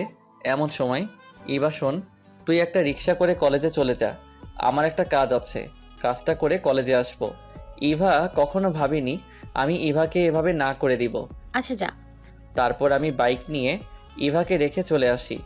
রিক্তাকে কল দিলাম। কই তুই? বাসার নিচে রিক্সার জন্য দাঁড়িয়ে আছি। আচ্ছা 5 মিনিট অপেক্ষা কর, আমি আসতেছি। তারপর আমি রিক্তাকে বাইকে করে নিয়ে কলেজে চলে আসি। ক্যাম্পাসে ঢুকতেই দেখি ইভা তার বান্ধবীদের সাথে বসে আড্ডা দিচ্ছে। আমি রিক্তাকে নিয়ে সোজা ক্যাম্পাসে ঢুকি। ইভা আমাদের দেখে হা করে হয়ে তাকিয়েছিল। আমরা বন্ধুদের সাথে না গিয়ে আমি আর রিক্তা আলাদা বসে আড্ডা দিচ্ছি। ক্লাস শুরু হলে সবাই ক্লাসে চলে গেল, কিন্তু আমি রিক্তা ক্লাসে যাইনি। এদিকে ইভা সারা ক্লাসে আমাকে না দেখে মনে মনে ভাবতে থাকে, শাওন ক্লাসে নাই কেন, নিশ্চয়ই ডাইনিটার সাথে আছে। ইভা ক্লাস শেষ করে আমাকে খুঁজতে থাকে। গিয়ে দেখে আমি আর রিক্তা নারিকেল বাগানে বসে আছি, আর রিক্তা আমার মাথায় হাত বুলিয়ে দিচ্ছে। আমাদেরকে দেখে ইভা আমাদের কাছে এলো। তুই এখানে, তোকে সারা ক্যাম্পাসে খুঁজেছি, ক্লাসও করিস নাই। আমাকে খুঁজেছিস কেন? মানে বাসায় যাব এজন্য। শাওন, এই মেয়েটিকে? আমার কাজিন, আমাদের বাসায় থাকে। ইভার দিকে তাকিয়ে, আর ইভা এ হলো রিক্তা, আমার জিএফ। ইভা আমার কথা শুনে আর কি না বলে সেখান থেকে চলে যায়। এখন দেখো বাবু কেমন লাগে, আমাকে খুব জ্বালিয়েছ না? এখন বুঝো ঠেলা। আমরা আর কিছুক্ষণ আড্ডা দিয়ে ক্লাসে চলে যাই। কলেজ ছুটির পর আমি বাইকে বসে আছি, ইভা বাইকে উঠতে যাবে। এই সময় আমি ইভাকে থামিয়ে দিয়ে, ইভা শোন, তুই রিক্সা করে বাসায় চলে যা। রিক্তার দিকে চেয়ে, বাবু উঠো, আজকে আমরা ঘুরতে যাব, আমার কথা শোনো। ইভা মন খারাপ করে চলে গেল। এদিকে ইভা, শাওন আমার সাথে এমনটা করতে পারলো? তার জিএফের সামনে আমাকে অপমান করলো। রাতে 10টায় বাসায় ফিরি, ইভা এসে দরজা খুলে দেয়। আচ্ছা ফ্রেশ হয়ে আয়, আমি খাবার দিচ্ছি। শোন, তুই খেয়ে নে, আমি বাহির থেকে খেয়ে এসেছি বলেই রুমে চলে আসি। ইভা খেয়ে রুমে আসার পর আমি বেলকনিতে গিয়ে রিক্তার সাথে কথা বলা শুরু করি। ইভাকেও দেখছি না ঘুমিয়ে আমাদের কথা শুনছে, তাই প্রায় 2 ঘন্টা প্রেমালাপ করি। 12টায় রুমে আসি। এতক্ষণ কার সাথে কথা বলছিলে? তুই এখনো ঘুমাসনি? আগে আমার কথার উত্তর দে। কার সাথে হবে আবার? রিক্তার সাথে। তোর লজ্জা করে না বাসায় বউ রেখে অন্য মেয়ের সাথে কথা বলতে? ও রিয়েলি? আমার তো মনেই ছিল না। শোন, রিক্তা অন্য মেয়ে না, রিক্তা আমার হবু বউ। তোকে ডিভোর্স দিয়ে আমি রিক্তাকে বিয়ে করব। আমার মুখে ডিভোর্সের কথাটা শুনে ইভা থমকে গেল। বাঙালি নারীর বিয়া একবারই হয়, আর ইভার আগে সেই দিন ডিভোর্সের কথা এমনিতেই বলেছিল। ইভা আমাকে স্বামী হিসেবে মেনে নেয়নি ঠিক, কিন্তু আজ ডিভোর্সের কথা শুনে ইভা যে কষ্ট পেয়েছে আমি তা ঠিক বুঝতে পেরেছি। কষ্ট পাক, তাতে আমার কি? আমিও তো কম কষ্ট পাইনি। আমি আর এসব না ভেবে ঘুমিয়ে পড়লাম। পরের দিন কলেজে আমি একাই যাই। ইভা রিক্সা করে কলেজে যায়। আমি রিক্তাকে নিয়ে সোজা ক্যাম্পাসে ঢুকি। আমাদেরকে দেখে ইভার বান্ধবীরা ইভাকে বলল, কিরে, শাওনের সাথে মেয়েটাকে? আর তোকে দেখছি 2 দিন ধরে একাই রিক্সা করে আসিস, তোদের কি কিছু হয়েছে? ইভা বান্ধবীদের সবটা খুলে বলল, তুই কাজটা ঠিক করিসনি, এখন পস্তা। তোর চোখের সামনে দিয়ে তোর স্বামীকে আরেকজন নিয়ে যাবে। ক্লাস শুরু হয়ে আমরা সবাই ক্লাসে চলে যাই। আমি আর রিক্তা 2 জন চোখে চোখে কথা বলছি। ইভাকে দেখছি আমাদের দিকে আর চোখে তাকিয়ে আছে ছলো ছলো চোখে। ক্লাস শেষে আমি আর রিক্তা 2 জন বাহিরে বসে আছি। রিক্তা, আমার মনে হয় ইভাকে এখন বলে দেওয়া উচিত। তুই কি পাগল হয়েছিস? এখনো তো কিছুই হয়নি। এখনো তো ইবা যে তোকে ভালোবাসে তা বলেনি। আর ভালোবাসলে, ভালোবাসার মানুষ অবহেলা করলে যে কতটা কষ্টের তা তাকে বোঝাতে হবে না? তুই এত বুঝিস? আগে যদি জানতাম তাহলে আমি তোকেই বিয়ে করতাম। কথাটা বলে সামনে তাকিয়ে দেখি ইভা দাঁড়িয়ে আছে। আমি আর কিছু না বলে ইভাকে দেখিয়ে রিক্তার কোলে শুয়ে পড়ি। এখানে কি হচ্ছে? দেখছিস না আমরা প্রেম করছি? ইভা আমার কলার ধরে দাঁড় করিয়ে, ইভা রিক্তাকে নিয়ে কোনো বাজে কথা বললে ভালো হবে না বলে দিলাম। একবার না 100 বার বলবো, অন্যের স্বামীর সাথে প্রেম করে বাজে মেয়ে নাকি ধোয়া তুলসী পাতা? ইভা কথাটা বলার সাথে সাথে ঠাস ঠাস 2টা বসিয়ে দিলাম। ব্যাস, অনেক হয়েছে তোর নাটক। কিছু বলিনি এতদিন, কিন্তু আর না। বাজে মেয়ে রিক্তা না তুই। আর কিসের স্বামী স্বামী করিস? বিয়ার পরে একটাবার ভালো করে কথা বলেছিস আমার সাথে? বিয়ার পরে কলেজের এক বড় ভাইয়ের সাথে তুই কি করেছিলি? কলেজ ছুটির পরও তো তোর জন্য আমাকে আধা ঘন্টা দাঁড়িয়ে থাকতে হতো। আমি এসব ভুলে গেছি ভাবছিস? তোকে ভালোবাসা তো দূরের কথা, তোকে দেখলে এখন আমার ঘেন্না হয়, ঘেন্না। নেক্সট টাইম আমার ব্যাপারে কোনো কথা বলবি না। এখন দূর হ আমার চোখের সামনে থেকে। এবার চোখ দিয়ে শুধু পানি পড়ছে, আর কোনো কথাই বলছে না। বাবু চল তো, এখান থেকে সব মেয়েদের দেখলে আমার গা জ্বলে। বলেই আমি রিক্তার হাত ধরে চলে আসি। ইভার সাথে খারাপ ব্যবহার করে আমারও ভালো লাগছে না, তাই রিক্তাকে নিয়ে একটা পার্কে বসি। সরি রে, আমার জন্য এত কিছু হলো আজ। কি বলছিস তুই? আমি সরি, আমার জন্য তোকে এত কথা শুনতে হলো। আর থাপ্পড়টা ওর পাওনা ছিল। তারপরও ইবাকে থাপ্পড় মারাটা তোর উচিত হয়নি। বাদাম খাবো, বাদাম নিয়ে আয়। আচ্ছা তুই বস, আমি আনতেছি। তারপর কিছু বাদাম এনে খেতে খেতে কিছুক্ষণ আড্ডা দেই। বিকাল হয়ে গেছে, তাই রিক্তাকে তার বাসায় নামিয়ে দিয়ে আসি। কোনো কিছু ভালো লাগছে না, তাই বন্ধুদের শিমলতলে আসতে বলি আড্ডা দিতে। বন্ধুদের সাথে আড্ডা দিয়ে রাতে বাসায় ফিরি। দরজায় কলিং বেল দিতেই ইভা এসে দরজা খুলে দেয়। খুব খিদে পেয়েছে, খেতে দে। দুপুরেও খাইনি, তাই খুব খিদা লাগছিল। আচ্ছা ফ্রেশ হয়ে আসো, আমি খাবার দিচ্ছি। ফ্রেশ হয়ে খাবার খেয়ে 2 জন রুমে গেলাম। শোনো, তুমি চাইলে খাটে ঘুমোতে পারো। তোর সাথে ঘুমানোর ইচ্ছা আমার নাই বলেই বেলকনিতে গিয়ে রিক্তাকে বলে দিলাম, তোর বউ কি করে রে? কি আর করবে, খাটে বসে বসে চোখের জল ফেলছে। কলেজের ব্যাপারে তোকে কিছু বলেছিল? না, কিছুই বলেনি, তবে বাসায় আসার পর থেকে তুমি করে বলতেছে। বলেছিলাম না তোকে, তোর জন্য পাগল হয়ে যাবে তোর বউ। আচ্ছা শোন, আমার ব্যাপারটা মনে থাকে যেন। মনে থাকবে। তুই আমার এত বড় উপকার করলি, তোর কথাটা আমি রাখবো না? আচ্ছা, আমার ঘুম পাচ্ছে, রাখি। ওকে, শুভরাত্রি বলে কলটা কেটে দিলাম। বেলকনিতে থেকে রুমে এসে দেখি ইভা শুয়ে শুয়ে কি জানি ভাবছে। আমি সেদিকে খেয়াল না দিয়ে সোফায় শুয়ে পড়লাম। কখন যে ঘুমিয়ে গেছি মনে নেই। মাঝরাতে হঠাৎ কারো শব্দে ঘুম ভেঙে গেল। আমি চেয়ে দেখি ইভা আমার পায়ে মাথা রেখে কান্না করতেছে আর বলছে, সরি শাওন, তুমি যখন আমার কাছে ছিলে তখন আমি তোমায় বুঝতে পারিনি, কিন্তু আজ তোমাকে হারিয়ে আমি বুঝেছি তুমি আমার ভেতর কতটা জুড়ে আছো আর ছিলে। এখন তোমাকে হারিয়ে বুঝেছি আমি তোমাকে কতটা ভালোবাসি। ভালোবাসার মানুষের অবহেলা যে কতটা কষ্টের এখন আমি বুঝতেছি। তোমাকে খুব অবহেলা করেছি সেই ছোট্টবেলা থেকে। এখন আমি বুঝতে পারছি তুমি কতটা কষ্ট পেয়েছো। তুমি শুধু একবার ফিরে আসো, আর কোনো দিন তোমাকে হারাতে দিব না। ইভার কথা শুনে খুব ইচ্ছে করছিল ইভাকে জড়িয়ে ধরে বলি, ভালোবাসি, তোমায় খুব ভালোবাসি। কিন্তু না, এখন কিছু বলা যাবে না, তাই আবার ঘুমিয়ে গেলাম। সকালবেলা ইভা ডাকে ঘুম ভাঙলো। কি, আমাকে একটু শান্তিতে ঘুমাতেও দিবে না? অনেক বেলা হয়েছে, ওঠো, আর তোমার জন্য কফি বানিয়ে আনছি, ঠান্ডা হয়ে যাবে। আজ সূর্য কোন দিক দিয়ে উঠলো, তুই আমার জন্য কফি করে আনলি? বারে, আমার বরের জন্য আমি কফি বানিয়ে আনতে পারি না? কি বলছি, তোর বর? ভুলে যাস না, আর 3 মাস পর আমাদের ডিভোর্স হয়ে যাবে। তুই আমাকে কি করে ডিভোর্স দেস আমিও দেখে নিব। আচ্ছা, এখন কফিটা নাও। আমি ঘুম থেকে উঠে কফিটা খেয়ে ওয়াশরুমে গেলাম ফ্রেশ হতে। ইভার চিল্লাচিল্লিতে ওয়াশরুম থেকে বের হলাম। কি হয়েছে, এভাবে চেঁচাচ্ছিস কেন বলে ফোনের দিকে তাকিয়ে দেখি আমার মোবাইলটা ভেঙে পড়ে আছে। হাই আল্লাহ, এটা কি করছি? আমার মোবাইলটা ভাঙলি কেন? এই, তোর মোবাইলে মেয়েদের এত কল কিসের? আমি ভাঙা মোবাইলটা হাতে নিয়ে দেখি রিক্তা কল দিয়েছিল। কই এত মেয়ে? রিক্তা ওই তো কল দিয়েছিল। আর তুই তো জানিস রিক্তা আমার জিএফ। আর তুই কি রিক্তাকে উল্টাপাল্টা কিছু বলেছিস? কি বলেছি তা ওই ডাইনিটার কাছ থেকে জেনে নিস। তাহলে জেনে নিন ইভা কি বলেছিল। আমি যখন ঘুম থেকে উঠে রিক্তাকে একটা SMS পাঠিয়েছিলাম কল দেওয়ার জন্য, আর এটাও বলেছিলাম যে কলটা ইভা ধরবে। আমি ইভাকে জানানোর জন্য রিক্তাকে দিয়ে কলটা করাই। ইভা কল রিসিভ করতেই, এই মেয়ে, তোর সমস্যা কি? আমার স্বামীর জন্য আমি থাকতে তুই রান্না করে আনতে যাবি কেন? কি বললি?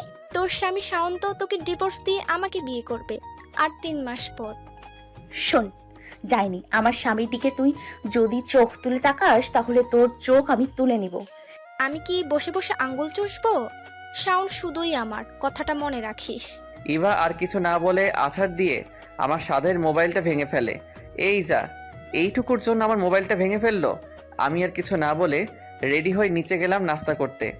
নাস্তা করে আমি যথারীতি ইভাকে রেখে কলেজে গেলাম। গিয়ে দেখি বন্ধুরা বসে আড্ডা দিচ্ছে, তাই তাদের সাথে বসলাম। কিরে, তোর কি অবস্থা? আজকাল তো ক্যাম্পাসে আমাদের সাথে বসিসই না, তা আজ কি মনে করে?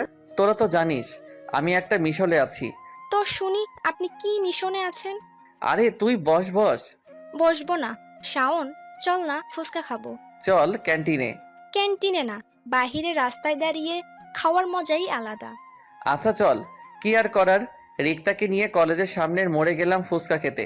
হঠাৎ সামনে চেয়ে দেখি ইভা রিক্সা করে কলেজের দিকে আসতেছে। ইভাকে দেখে আমি, হা করো তো বাবু। কি রে, হঠাৎ রাস্তার মধ্যে তোর এত প্রেম আসলো কোথা থেকে? পিছনে তাকিয়ে দেখো। রিক্তার পিছনে তাকিয়ে দেখে ইভা। তাই তো বলি, এত প্রেম আসলো কই থেকে? ইভাকে দেখে রিক্তা আমাকে আর আমি রিক্তাকে ফুচকা খাইয়ে দিতে লাগলাম। আমাদের প্রেম দেখে ইভা রিক্সা হতে নেমে আমার হাত থেকে ফুচকার প্লেটটা নিয়ে একটা আছাড় মারলো। কি হচ্ছে এসব? এটা রাস্তা, সো আস্তে কথা বলো। তোকে না বললাম এই ডাইনির সাথে না যেতে, তারপর তুই তার সাথে কি করছিস? দেখিস না দুইজন প্রেম করছি, তুই তো এসে দিলে সব শেষ করে। তুই আজ বাসায় আয়, তোর মজা দেখাবো। এতদিন তোকে কিছু বলিনি, তাই লাই পেয়ে গেছিস। এই তুই ইভাকে এত রাগালি কেন? এমনিতেই এখন না আমার ইবাকে রাগাতে ভালো লাগে। আচ্ছা, তুই ইবাকে সত্যিটা কবে বলবি? ইভার জন্মদিন সামনে মাসের 8 তারিখ। ভাবছি ইভাকে সেই দিন সারপ্রাইজ দিব। সবটা বলে নতুন করে আবার প্রপোজ করব। তার মানে আরও 1 মাস ইভাকে কষ্ট দিবি? জি মহারানী, আমিও কম কষ্ট পাইনি। এখন চলো, ক্লাস করতে হবে। ফুচকার বিল দিয়ে আমি আর রিক্তা বাইকে করে কলেজে চলে আসি। বাইকটা রেখে আমি আর রিক্তা ক্লাসে চলে যাই। কলেজ ছুটির পর আমি রিক্তাকে তার বাসায় নামিয়ে দিয়ে আমি বাসায় চলে আসি। বাসায় কলিং বেল দিতেই মা এসে দরজা খুলেই আমার কানটা ধরে বলতে লাগলো, মা আমি তো কিছু করিনি। তাহলে মেয়েটি কলেজে না গিয়ে রুমে এসে কান্নাকাটি করছে কেন? কখন থেকে ডাকছি, দরজা খুলছে না। তুই যা, তোর আমার এই বাসায় জায়গা নাই। তুমি না আমার লক্ষ্মী মা, আমার সোনা মা, এরকম করছো কেন? তোমার এই দুধের বাচ্চাটা কই যাবে বলো? জায়গা নাই বলছি, জায়গা নাই, ব্যাস। বলেই মুখের উপর দরজাটা লাগিয়ে দিল। যা শালা, এখন আমি কি করি? যাই বন্ধুদের সাথে আড্ডা দেই। রাতে বাবা বাসায় আসলে তখন বাসায় আসবো। বন্ধুদের সাথে আড্ডা দিয়ে রাত 10টায় আবার বাসায় আসি। কলিং বেল দিতেই মা দরজা খুলে দেয়। আমাকে দেখেই মা জড়িয়ে ধরে। আমি হতবাক হয়ে যাই। মা তুমি কাঁদতেছো কেন? আমি তো কোথাও যাইনি। তুই বল, আর কোনোদিনও এরকম করবি না? ঠিক আছে, আর এরকম করব না। সেই সকাল থেকে না খাওয়া চেহারা কি করেছিস দেখ। তোর জন্য ইভাও কিছু খায়নি। যা, ইভাকে নিয়ে খেতে বস। আমি রুমে এসে দেখি ইভা শুয়ে কান্না করছে। ইভার কান্না দেখে খুব কষ্ট লাগছিল, কিন্তু কিছু বললাম না। আমি ওয়াশরুমে গিয়ে ফ্রেশ হয়ে এসে দেখি ইভা এখনো কান্না করছে। কি হয়েছে? এভাবে কান্না করছিস কেন? সেটা তোমাকে জানতে হবে না। আচ্ছা চল, সকাল থেকে নাকি কিছুই খাওনি? না, আমি খাবো না, তুমি খেয়ে নাও। আচ্ছা ঠিক আছে, খিদা লাগলে এমনিতেই খাবে, মনে মনে বললাম। আমি নিচে গিয়ে দেখি মা খাবার রেডি করে বসে আছে। কে রে, ইভা কই? তোমার বৌমা নাকি খাবে না? আচ্ছা, তুই খেয়ে ইভার জন্য খাবার নিয়ে রুমে যাস। আচ্ছা, তুমি ইভার জন্য খাবার বেড়ে দাও। এদিকে ইভা রাক্ষস একবার না করতেই চলে গেল। আমি যে তার সাথে রাগ করে খাইনি, আমাকে একবারও জোর করলো না। খিদায় পেটে ইঁদুর দৌড়চ্ছে। এখন কি করি? না খেয়ে থাকতে হবে সারা রাত। কেন যে সে সময় না করতে গেলাম। একই শাওন প্লেট হাতে রুমে আসতেছে। সে কি আমাকে দেখিয়ে দেখিয়ে খাবে নাকি? এই নাও, আমি জানি তোমার খিদা পেয়েছে, খেয়ে নাও। না, আমি খাবো না। ভালো করে বলছি তো, তাই কানে যায় না। খেতে পারি একটা শর্তে। কি শর্ত শুনি? আমাকে খাইয়ে দিতে হবে। শাওন কিছু একটা ভেবে আমার মুখের সামনে খাবার তুলে দিল। হাঁ করো। আমি হাঁ করলে শাওন আমাকে খাইয়ে দিতে লাগলো। আমার খুব ভালো লাগছিল। এই কদিনে শাওনকে খুব ভালোবেসে ফেলেছি। শাওনের প্রতিটি স্পর্শ এখন আমার ভালো লাগে। কেন যে আগে শাওনকে অবহেলা করতাম। ইভাকে খাইয়ে দিয়ে ইভার মুখটা মুছে দিয়ে প্লেটটা টেবিলে রেখে দিলাম। মনে মনে ভাবছি, মেয়েটা সত্যি আমাকে খুব ভালোবাসে। শাওন, তুমি কি সত্যি আমাকে ডিভোর্স দিয়ে দেবে? কেন, তুমি ডিভোর্স চাও না? না, আমি ডিভোর্স চাই না। সেই দিন আমি এমনিতেই রাগে ডিভোর্সের কথা বলেছিলাম। এই ব্যাপারে আমরা পরে কথা বলি। বলেই আমি সোফায় শুয়ে পড়লাম। সকালবেলা ইভার ডাকে ঘুম ভাঙলো। ফ্রেশ হয়ে নাস্তা করলাম। কলেজে যাওয়ার জন্য রেডি হচ্ছি, এমন সময় চলো না, আজ আমরা ঘুরতে যাই। অনেক দিন হলো তোমার সাথে ঘুরতে যাই না। না, আজকে রিক্তাকে নিয়ে মুভি দেখতে যাব। আজকে সময় নেই, আমি এমনিতেই বানিয়ে বললাম। রিক্তার কথা বলাতে ইভার মনটা খারাপ হয়ে গেল। শুধু রিক্তা রিক্তা রিক্তা, কি আছে এই মেয়ের মধ্যে যা আমার মধ্যে নেই? রিক্তা কি আমার থেকেও বেশি সুন্দরী? রিক্তার মধ্যে কি আছে শুনতে চাও? রিক্তা তোমার মতো অহংকারী না। রিক্তা ভালো একটা মন আছে, যা তোমার মধ্যে নেই। তাছাড়া রিক্তা আমাকে খুব ভালোবাসে। কি পেয়েছি তোমাকে ভালোবেসে বলতে পারবে? চড় থাপ্পড় ছাড়া। সেই ছোটকাল থেকে তোমাকে ভালোবেসেছি, বিনিময়ে কি পেয়েছি? শুধুই অবহেলা। এখন আমাকে একটু শান্তিতে থাকতে দাও। ইভার দিকে চেয়ে দেখি শুধুই চোখের জল ফেলছে, আর কিছুই বলছে না। শুনো, আমার সামনে এসব ন্যাকা কান্না করবে না, এসব আমার একদম পছন্দ না। এদিকে ইভা ভাবছে, আগে শাওন আমাকে কত ভালোবাসতো, আমার জন্য কত কি করত। আমার মন খারাপ দেখলে সহ্যই করতে পারতো না, আমাকে হাসানোর কত চেষ্টা করত। সেই শাওন এখন বলছে আমার কান্না নাকি ন্যাকা কান্না। এসব ভেবেই ইভা হাউমাউ করে কেঁদে উঠল। আমি তাড়াতাড়ি করে ইভার মুখটা চেপে ধরি। মা শুনতে পারলে আজ আমার খবর আছে। কালকে কোনো রকম বেঁচে গেছি। ইভা প্লিজ কান্না থামাও, মা শুনতে পারলে আমাকে মেরে ফেলবে। ইভা কান্না থামালো, কিন্তু মাঝে মধ্যে ফুপাচ্ছে আর চোখের জল ফেলছে। যতই হোক ইভাকে ভালোবাসি তো, তাই ইভার সামনে বসে ইভার চোখের জল মুছে দিয়ে বললাম, সরি। আচ্ছা চলো, আজ আমিও তোমার সাথে রিক্সা করে কলেজে যাব। ইভা কান্না মাখা কণ্ঠে বলল, না, তুমি যাও, আমি কলেজে যাব না। আমি আর কিছু না বলে কলেজে চলে গেলাম। আমি জানি ইভা এখন দরজা লাগিয়ে শুয়ে শুয়ে কান্না করবে। করুক, তাতে আমার কি? আমিও তো ইভার জন্য কম কান্না করিনি। কলেজে এসে কিছুই ভালো লাগছে না। না, আজ ইভার সাথে একটু বেশি করে ফেলেছি। কিরে, কখন থেকে দেখছি মন খারাপ করে বসে আছিস? কিছু কি হয়েছে? তেমন কিছু না, এমনি মন খারাপ। আমরা কি তোর আপন কেউ না? আমাদেরকে বলবি, এখন তো তোর রক্তই আপন। তুইও শুরু করলি? আচ্ছা শোন, সবটা বললাম। ইভা তো এখন তাকে ভালোবাসে, তাহলে তাকে বলে দিচ্ছিস না কেন? ভাবছি ইভার জন্মদিনের দিন ইভাকে সারপ্রাইজ দিব। তুই যা, ভালো মনে করিস। আচ্ছা এখন চল ক্লাসে যাই। তারপর সবাই ক্লাসে চলে গেলাম। কলেজ ছুটির পর বাসায় এসে কলিং বেল দিতেই মা দরজা খুলে দেয়।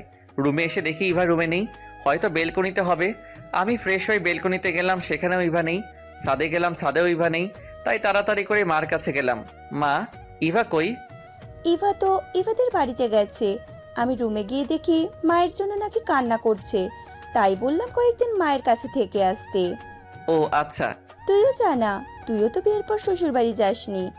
আচ্ছা ঠিক আছে। আমি রুমে গিয়ে ফ্রেশ হয়ে কিছুক্ষণ রেস্ট নিয়ে বিকালের দিকে শ্বশুর বাড়ি গেলাম।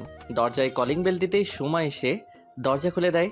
কি দুলা ভাই, আপুকে ছাড়া বুঝি ভালো লাগছিল না, তাই আপু আসতে না আসতেই চলে এসেছেন? আরে না শালিকা, আমি আসছি তোমার জন্য, কতদিন তোমাকে দেখি না। হয়েছে, আর পাম দিতে হবে না আমাকে। কে এলে রসুমা? দুলা ভাই এসেছে। শাশুড়ি আম্মা আমার কাছে এসে, বাবা কেমন আছো? জি মা ভালো, আপনি কেমন আছেন? ভালো। তো বাবা, বাড়ির সবাই ভালো আছে তো? জি মা, সবাই ভালো আছে। আচ্ছা বাবা, উপরে যাও, ইভা রুমেই আছে। আমি ইভার রুমের সামনে এসে, আসতে পারি? ইভা আমার দিকে তাকিয়ে শোয়া থেকে ওঠে। তুমি কখন এলে আর বাইরে দাঁড়িয়ে আছো কেন? ভেতরে আসো। আমি ভিতরে গিয়ে সোফায় বসলাম। তুমি ফ্রেশ হয়ে নাও, আমি তোমার জন্য কফি বানিয়ে আনছি। আমি ফ্রেশ হয়ে এসে দেখি ইভা কফি নিয়ে দাঁড়িয়ে আছে। এই নাও। কফিটা এগিয়ে দিয়ে আমি কফিটা নিয়ে বেলকনিতে দাঁড়িয়ে কফি খাচ্ছি। ইভার রুমের বেলকনিটা খুব সুন্দর। বেলকনিতে কয়েক ধরনের ফুলের গাছ আছে, খুব সুন্দর দেখতে। সুমা মনে হয় এগুলো দেখাশোনা করে। বেলকনিতে খুব সুন্দর মনোরম পরিবেশ একটা। আমি কফি খাচ্ছি আর মনোরম সৌন্দর্য উপভোগ করতে লাগলাম। অর্ধেক কফি খেতেই হঠাৎ ইভা এসে ছো মেরে কফিটা নিয়ে গেল। এটা কি হলো? তোমার আর খেতে হবে না, বাকিটা আমি খাবো বলি ঢকঢক করে চুমুক দিয়ে খেতে লাগলাম। আজব তো, নিজের জন্য একটা বানিয়ে আনলেই তো পারে, আমারটা নিয়ে গেল। আমি আর সেখানে দাঁড়িয়ে না থেকে রুমে এসে পড়লাম। রুমে এসে একা একা ভালো লাগছে না, তাই গল্প লিখতেছিলাম। আপু তো রুমে, কার সাথে এত চ্যাটিং করেন? চ্যাটিং করি না শালিকা, গল্প লিখছিলাম। এখন গল্প লিখতে হবে না, চলুন ছাদে যাই, আড্ডা দেব। আপু তুইও চল না। তারপর ছাদে তিনজন বসে আড্ডা দিলাম। সুমা মেয়েটা না খুব মিশুক, এত কথা বলতে পারে মেয়েটা। কথা বলতে শুরু করলে থামতেই চায় না। শাশুড়ি আম্মা ছাদে এসে ডেকে গেছেন রাতের খাবার খাওয়ার জন্য, তাই নিচে চলে যাই। নিচে গিয়ে খাবার টেবিল দেখে তো আমার চোখ কপালে উঠে গেল। এত খাবার! খাবার দেখে মনে হচ্ছে এই বাড়িতেই থেকে যাই, আজীবন জামাই আদর পাবো। খেতে বসে তো পড়লাম আরেক বিপদে। কি বাবা, কিছুই তো খাচ্ছ না? খাওয়া দাওয়া শেষে রুমে চলে আসি। এই, তোমার মা কি আমাকে মারার প্ল্যান করছে নাকি? ইভা আমার দিকে অবাক হয়ে তাকিয়ে আছে। জোর করে এত খাবার খাওয়ালো, আমার খুব ক্লান্ত লাগছে। আচ্ছা একটা বালিশ দাও, আমি ঘুমাবো। তুমি খাটে ঘুমাও, আমি সোফায় থাকি। না থাক, তুমিই খাটে থাকো। আমাদের বাড়িতে এসে তুমি সোফায় থাকবে তা হয় না।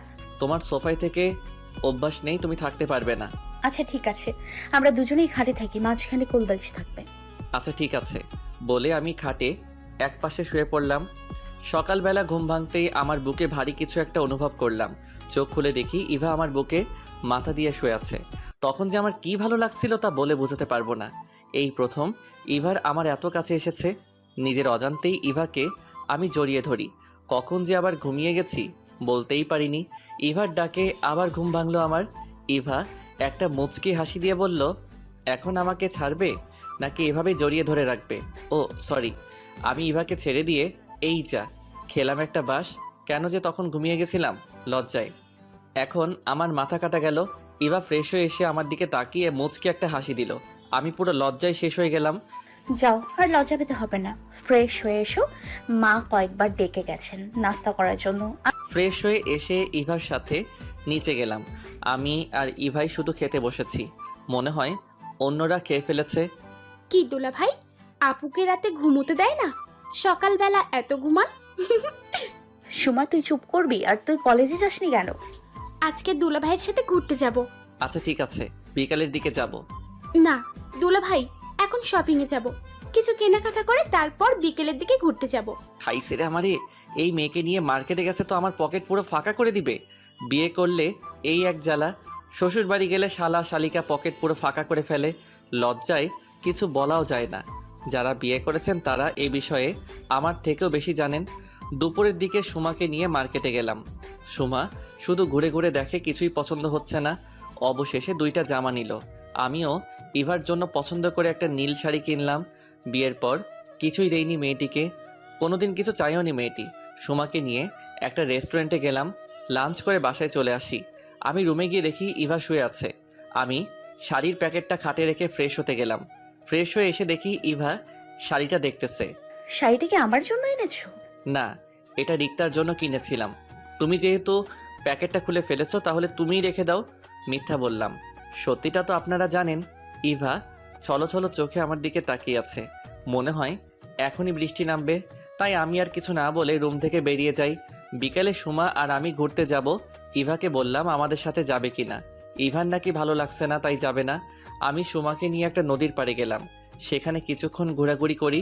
সুমা বায়না ধরলো ফুচকা খাবে, তাই রাস্তার পাশে একটা ফুচকার দোকানে দাঁড়াই। সুমা ফুচকাওয়ালা মামাকে বেশি করে ঝাল দিতে বলল। সুমা 2টা ফুচকা খেয়েই ঝালে কাতরাতে লাগলো। পানি পানি দুলা ভাই, পানি। মামা পানি দেন। মামা পানি তো শেষ। কি বলেন, ফুচকা বেচেন আর পানি রাখেন না? বলেই আমি দোকানের দিকে হাঁটা দিলাম পানি আনতে। আমি পানি নিয়ে এসে দেখি সুমা নাই। মামা সুমা কই গেছে বলতে পারবেন? আপাকে কয়েকটা ছেলে জোর করে এদিকে টেনে নিয়ে গেছে। আমি আর সেখানে দেরি না করে দৌড়ে সেদিকে গিয়ে দেখি সুমাকে একটি ছেলে টেনে হিস্টে নিয়ে যাচ্ছে, সাথে আরও 3টা ছেলে। আমি দৌড়ে গিয়ে সুমার হাত ধরে টেনে নিয়ে যাচ্ছিল যে ছেলেটা, তাকে পিছন থেকে কষে একটা লাথি মারি। সাথে সাথে ছেলেটি ছিটকে সামনে পড়ে যায়। সুমা দৌড়ে এসে আমার পাশে দাঁড়ালো। তোর বাপ বলেই কোমর থেকে বেল্টটা খুলে দেই উদম কেলানি। আমার মাইট দেখে বাকি 3টা দেয় ভো দৌড়, মারতে মারতে আধা মরা করে। যা, তোকে আর ছেড়ে দিলাম। নেক্সট টাইম আমার বোনের দিকে চোখ তুলে তাকালে তোর চোখ আমি তুলে নিব। আগে তো তুই সোজা হয়ে দাঁড়া, তারপর তো দেখবি। ছেলেটি চলে গেছে। আমি সুমার দিকে তাকিয়ে, ছেলেটি কে ছিল আর তোমাকে এভাবে টেনে নিয়ে যাচ্ছে কেন? আসলে দুলা ভাই, ও রকি, আমাদের কলেজেই পড়ে। আমাকে প্রতিদিন ডিস্টার্ব করে, আরো আজে বাজে কথা বলে। তার জন্য এখন আমি কলেজে যেতেই পারি না। তুমি আমাকে বা বাসায় আগে বলনি কেন? ও খুব খারাপ ছেলে, পরে যদি আমাদের পরিবারের কোনো ক্ষতি করে। আচ্ছা এখন বাসায় চলো, সেটা পরে দেখা যাবে। আর শোনো, এসব বাসায় বলার দরকার নেই, অযথা টেনশন করবে সবাই। আমিও এটাই ভাবছিলাম। আচ্ছা হয়েছে, এখন চলো। তারপর সুমাকে নিয়ে বাসায় চলে আসি। রাতে বাইজিৎকে কল করে রকির ব্যাপারে সব জানতে বলি। আজ রাতেও একই খাটে থাকি, মাঝখানে কোলবালিশ রেখে। সকালবেলা ইভার ডাকে ঘুম ভাঙে। কি হয়েছে, এত সকালে ঘুমটা ভাঙালে কেন? মা ফোন করেছিল, বাবার শরীরটা নাকি ভালো না, তাই আমাদেরকে বাসায় চলে আসতে বললো। আমি শোয়া থেকে লাফ দিয়ে উঠে, কি হয়েছে বাবার? তেমন কিছু না, রাতে নাকি প্রেশারটা একটু বেড়ে গেছিল। আচ্ছা তুমি রেডি হয়ে নাও, আমরা এখনই চলে যাব। আচ্ছা তুমি ফ্রেশ হয়ে আসো, আম্মু নাস্তা রেডি করছে, খেয়েই চলে যাব। আমি ফ্রেশ হয়ে নাস্তা করে শ্বশুর শাশুড়িকে সালাম করে সুমার কাছে যাই। শোনো, একদম ভয় পাবে না, যদি কোনো সমস্যা হয় তাহলে আমাকে জানাবে। ঠিক আছে দুলা ভাই। তারপর আমি আর ইভা বাইকে করে বাসায় চলে আসি। মা বাবা কই, বাবার কি হয়েছে? তেমন কিছু না, রাতে প্রেশারটা একটু বেড়ে গেছিল, এখন ঠিক আছে, তাই অফিসে গেছে। এই শরীর নিয়ে তুমি বাবাকে অফিসে যেতে দিলা? তুই জানিস না তোর বাবা কিরকম, আমার কোনো কথা শোনে কখনো? বিকেলবেলা বন্ধুদের সাথে আড্ডা দিতে শিমুলতলি গেলাম। কিরে, শ্বশুরবাড়ি হতে চললো, আসলি যে? তোদেরকে ছেড়ে ভালো লাগছিল না, তাই চলে আসলাম। আচ্ছা শোন, রকি ছেলেটার ব্যাপারে খোঁজ নিয়েছিলাম। ছেলেটা তেমন ভালো না, বাবা কোটিপতি, তাই ছেলে যা ইচ্ছে তাই করে বেড়ায়। আর ও একবার যা বলে তা করেই ছাড়ে। আচ্ছা বাদ দে সব, মিমের কি খবর? নিমের কথা আর বলিস না, শুধু প্যারা দেয়। বিয়েটা কর, তারপর বুঝবে প্যারা কাকে বলে, কত প্রকারও কি কি। বন্ধুদের সাথে আরও কিছুক্ষণ আড্ডা দিয়ে রাতে বাসায় আসি। কলিং বেল দিতেই ইভা এসে দরজা খুলে দেয়। তুমি ফ্রেশ হয়ে এসো, আমি খাবার রেডি করছি। আচ্ছা। আমি ফ্রেশ হয়ে এসে ডিনার করলাম। বাবা কোথায়? বাবা মার রুমেই আছে, আচ্ছা তুমি রুমে যাও, আমি বাবার সাথে দেখা করে আসি। বাবা মার রুমের সামনে গিয়ে আসতে পারি? হায় পাগল ছেলে আমার। বাবা তোমার শরীরটা এখন কেমন? ভালো। তুই কখন এলি? আমি সেই সকালে এসেছি, এসে দেখি তুমি অফিসে চলে গেছো। বাবা মার সাথে আরও কিছুক্ষণ আড্ডা দিয়ে রুমে চলে আসি। আমি যেই বালিশ নিয়ে সোফায় ঘুমাতে যাব এমন সময় তুমি খাটেই থাকো। আচ্ছা ঠিক আছে। তারপর আমিও খাটের একপাশে শুয়ে পড়ি। এভাবেই কেটে যায় আরও 15 দিন। এখন আমি আর ইভার সাথে খারাপ ব্যবহার করি না। রিক্তাও কানাডায় চলে গেছেন লেখাপড়ার জন্য। ইভার সাথে আগের মতোই বন্ধুত্ব হয়। ইভাও আমাকে খুব কেয়ার করে। রোজ রাতেই ইভা আমাকে ঘুমের মাঝে জড়িয়ে ধরে। খুব ভালোই কাটছিল আমাদের দিনকাল। কিন্তু হঠাৎ একদিন একটা অচেনা নাম্বার হতে একটা SMS আসে আমার মোবাইলে। SMS-টা দেখে তো আমার মেজাজটা খারাপ হয়ে গেল। কয়েকটা কল দিলাম এই নাম্বারে, কিন্তু নাম্বারটা SMS দিয়েই বন্ধ করে রাখছে। রাগে আমার শরীরটা ফেটে যাচ্ছে। রাখবই বা না কেন? অচেনা একটা মানুষ আমার স্ত্রীর সম্পর্কে বাজে মন্তব্য করবে আর আমি বসে থাকবো? SMS-টা ছিল এই: মিস্টার শাওন আকন্দ, আপনি কি জানেন আপনার স্ত্রী পরকীয়ায় আসক্ত? নিজের স্ত্রী সম্পর্কে এমন বাজে কথা শুনলে কারই বা রাগ উঠবে না? আমি এই কথাটা আর ইভাকে না বলে নিজে নিজেই খুঁজতে থাকি কে হতে পারে এই তৃতীয় লোক যে আমার আর ইভার মাঝে ঝামেলা সৃষ্টি করতে চায়। রাতে আমি আর ইভা শুয়ে আছি, হঠাৎ ইভার মোবাইলে অচেনা নাম্বার হতে একটা কল আসে। ইভা কলটা রিসিভ করলো। হ্যালো, কে বলছেন? আমি যে হই না কেন, আমি অচেনা লোক। আপনার স্বামীর সম্পর্কে একটা ইনফরমেশন দেওয়ার জন্য কল করেছি। কি ইনফরমেশন বলেন? ফাইট আপনি কি জানেন আপনার স্বামী আপনাকে রেখে আরেকটা বিয়ে করেছে? ফাইট ইভা কথা বলতে বলতে বেলকনিতে চলে গেল। আপনি যদি চান আপনাকে আমি প্রমাণ দিতে পারি।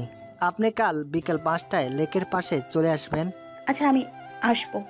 এদিকে আমি ভাবছি ইভা এত রাতে কার সাথে কথা বলে আর আমার সামনে কথা না বলে বেলকনিতে চলে গেল, নাকি অচেনা লোকটির কথাই? ঠিক না, ইভার দিকে নজর রাখতে হবে। ইভা রুমে এসে শুয়ে পড়ল। কারো চোখে কোনো ঘুম নাই। ইভা ভাবছে শাওন কি সত্যি আর একটা বিয়ে করেছে? লোকটি বলল তো প্রমাণ দিবে। না, কালকে লোকটার সাথে দেখা করলেই সব জানতে পারবো। সকালে ঘুম ভাঙতেই দেখি ইভা রুমে নাই, মনে হয় বাথরুমে হবে। অনেকক্ষণ হলো এখনও ইভা বাথরুম থেকে বের হলো না। তাই বাথরুমে গিয়ে দেখি দরজা খোলা। ভিতরে গিয়ে দেখি ইভা নেই। তাড়াতাড়ি করে নিচে গেলাম। মা, ইভা কই? ও তো কিছুক্ষণ আগেই বের হলো, বলল কি নাকি কাজ আছে। ইভার এত সকালে কি কাজ? আচ্ছা ঠিক আছে, তুমি নাস্তা রেডি করো। রুমে গিয়েই দেখি মোবাইলে সেই নাম্বার থেকে একটা SMS আসছে।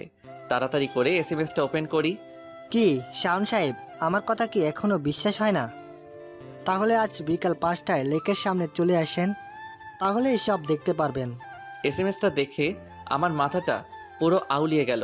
কি হচ্ছে সব আমার সাথে? এদিকে ইভা সকাল সকাল বাসা থেকে বের হয়ে গেছে রিক্তার খোঁজ নিতে। আজ কয়েকদিন হয়ে গেল রিক্তাকে দেখছি না। না, আজ রিক্তার খোঁজ নিতেই হবে। আমাকে জানতেই হবে রিক্তা কোথায়। আর রিক্তা ছাড়া তো আর শাওনকে কোনো মেয়ের সাথে দেখিনি। ইভা রিক্তার খোঁজ নিয়ে জানতে পারে রিক্তা দেশের বাইরে চলে গেছে লেখাপড়ার জন্য। ইভা মনে মনে ভাবে রিক্তা যদি দেশের বাইরে চলে যায় তাহলে শাওন কাকে বিয়ে করলো? আর কেউ হতে পারে না, লোকটির সাথে বিকালে দেখা করতেই হবে। যেই হোক, বিকালে লোকটির সাথে দেখা করলেই তো জানতে পারবো। ইভা বিকেল 5টায় লেকের পারে অচেনা লোকটার সাথে দেখা করতে যায়। অচেনা লোকটি ইভার হাতে কয়েকটি কাগজ দেয়। শাওন কি করে পারলো এটা করতে? আমার কথা একটা বারো ভাবলো না। ছেলেদের মন কখন কি চায় কে জানে। এখন প্রমাণ হলো তো, এখন আমি আসি। অচেনা লোকটি চলে গেল। ইভা দাঁড়ানো থেকে ধপাস করে বসে পড়ল। আর এসব কিছু আমি আড়ালে থেকে দেখেছি। কি হলো ইভার? আর ইভার হাতে কিসের কাগজ? আর এই লোকটি বা কে? যাই হোক, আগে এই অচেনা লোকটিকে ধরতে হবে, তাহলেই সব জানতে পারবো। আমি বাইজিদ আর তানিমকে ফোন করে আসতে বলি আর আমি লোকটির পিছু নেই। কিছুক্ষণ পর বন্ধুরা আসলে সুযোগ বুঝে অচেনা লোকটিকে ধরে ফেলি। 3 বন্ধু মিলে অচেনা লোকটিকে ইচ্ছে মতো কেলানি দেওয়ার পরে লোকটি মুখ খুলল। আমি রকির লোক, রকি আমাকে পাঠিয়েছে। ইভাকে কিসের কাগজ দিয়েছিস বল? আপনার রিত্রার জাল কাবিননামা, কিছু ছবি। আমি বাইজিতের দিকে তাকিয়ে, অনেক রাত হয়েছে, তোদের যা ইচ্ছা কর, তারপর পুলিশে দিয়ে দিস। আচ্ছা, আমরা সব ব্যবস্থা করছি, তুই যা। আমি রাত 10টায় বাসায় ফিরি। দরজায় কলিং বেল দিতেই মা এসে দরজা খুলে দেয়। আমি যেই ঘরে ঢুকবো ঠাস ঠাস 2টা থাপ্পড় বসিয়ে দেয় মা।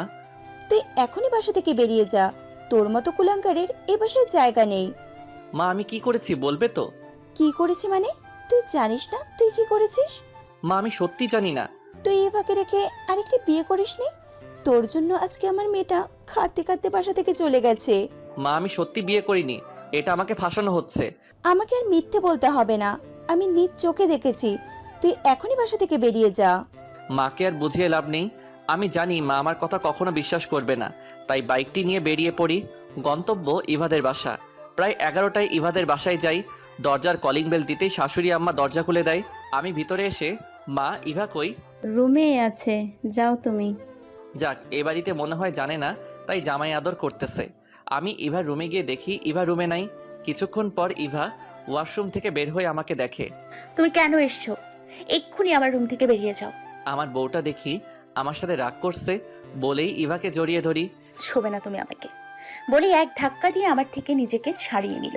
কি ভুল করেছি আমি, বলবে তো আমাকে? আমার কাছে কেন আসছিস? রিক্তার কাছে জানা। ও নাকি রিক্তা এখন নেই বলে আমার কাছে আসছিস? ইভা কথাটি বলার সাথে সাথে ঠাস করে একটা থাপ্পড় বসিয়ে দেয়। এই তোমার ভালোবাসা? তোমার ভালোবাসার প্রতি কোনো বিশ্বাস নেই? কোনো অচেনা লোকের কথায় নিজের স্বামীকে ভুল বুঝলে? কথাটা বলেই মোবাইলটা বের করে রকির লোকের জবান বন্দিটি ইভাকে দেখাই। আচ্ছা বুঝলাম, বিয়ে না হয় করিনি, তবু তো রিক্তাকে ভালোবাসো। কে বলেছে? আমার এত সুন্দরী বউ থাকতে এই রিক্তাকে ভালোবাসতে যাব? বলেই ইভাকে পিছন থেকে জড়িয়ে ধরি। দাঁড়াও, রিক্তাকে একটা কল দেই। রিক্তাকে কল দিয়ে লাউড স্পিকার অন করে দেই। কি রে, কি খবর? তোর বউকে এখনো কি জ্বালাস নাকি বলে দিয়েছিস?